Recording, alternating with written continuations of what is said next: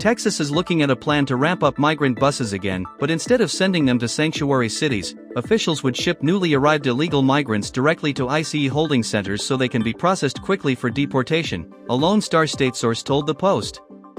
The proposal, which has not been approved by Texas Governor Greg Abbott, is meant to continue Operation Lone Star, which seeks to deter migrants from crossing into Texas illegally. "We are always going to be involved in border security so long as we're a border state," the source in the Texas government said.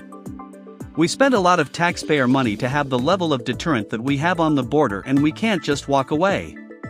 President-elect's new border czar Tom Homan said he is interested in working with Texas to make it happen.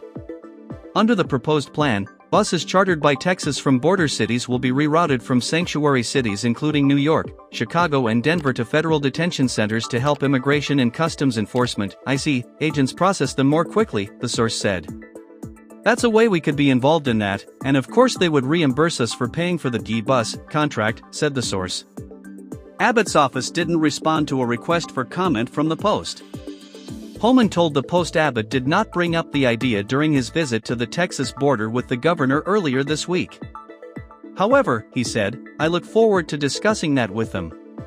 We're going to help them finish this job and secure Texas, and we're going to work in partnership. And Abbott doesn't have to worry about this administration suing him to secure the Texas border," he added. Texas bused nearly 120,000 migrants from the border to New York, Washington, D.C., Philadelphia, Los Angeles and Chicago starting in 2022 in an effort to draw attention to the massive problems at the border. About 45,900 migrants were sent to New York City alone.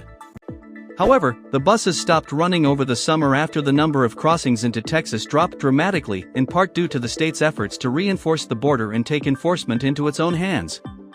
By voting Trump back into office, voters soundly repudiated Biden's radical open borders policies that made less Americans safe, said Texas State Representative Brian Harrison. Texas has already offered up land along the border for the incoming Trump administration to build deportation centers to hold illegal migrant criminals.